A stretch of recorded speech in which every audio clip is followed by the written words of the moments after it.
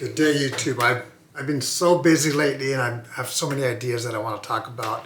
This is a requested topic of speaking of the Air Force experience, which is a great suggestion by someone because I've always mentioned joining the Air Force out of necessity. But not everybody has necessity. Some people want to serve and they want to serve on a team that is bigger than themselves.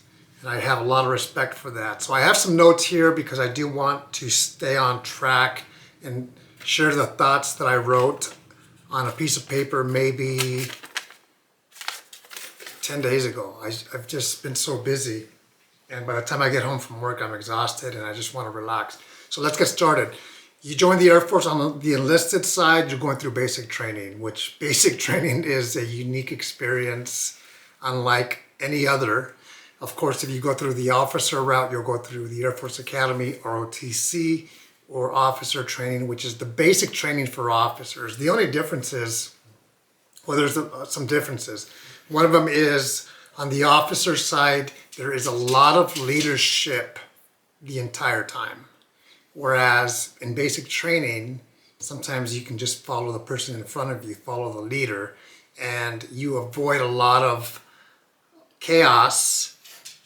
But here's the thing, when it goes through basic training, if you have an opportunity to volunteer for something, I would say do it.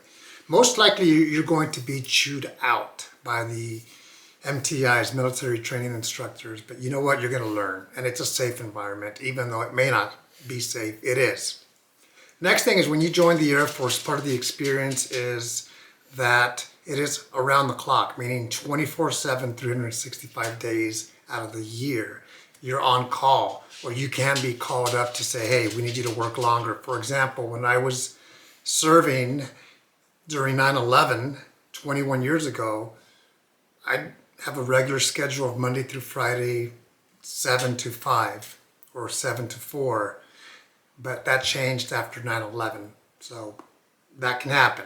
And expect that from the beginning that you belong to the Air Force. And if they need you to do the mission wherever around the world, they're going to call you up and say, we need you to report now and do this. There's always a reason behind it. It's not just because they have nothing else to do. They meaning your leadership. Next thing with the Air Force experience is you're going to be trained to do your job. And that's going to be your full-time job. You're going to be an airman around the clock, always until your contract is up. You're going to meet people from around the world, mainly around the country, but sometimes around the world, but you're going to serve around the world. Wherever the Air Force needs you, they're going to send you.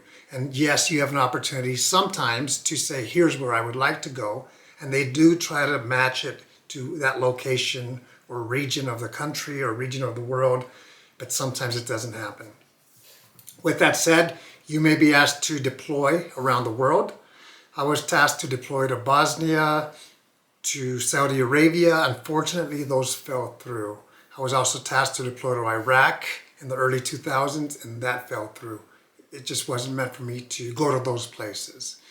You are going to, let's see, serve and represent the United States. That's what you're going to do on behalf of the Air Force. So like I said, that is something where it's being a part of something that is way bigger than you, to include myself. You'll serve worldwide. Part of the experience right now is that it is a all-volunteer force, meaning there is no draft. In fact, the draft in the US ended, I think, in 1974, 75, a long time ago. You will have a lot of opportunities for leadership. And that begins at basic training or your commissioning source. So that is a good thing. You're developed to become a leader. And I hope that you take advantage of that because leadership is a big part of the Air Force. You're going to have friendships that are lifelong, not with everybody, but with many people. I have friends all over the world right now, most of them retired, some of them still serving. And the friendships that I've had with these people are for life. You're going to travel worldwide. You're going to represent the Air Force worldwide. I'm going to almost end it with this. If your outlook is good, you're going to do better. If your outlook is half glass empty, you may have some struggles. because that goes with any job that you have. You may not be the happiest with that job. Sometimes that happens, but that happens on the civilian side as well. So your outlook, anytime you're challenged, is going to help you if you have a good outlook. You're going to have a purpose, and I needed a purpose when I joined the Air Force.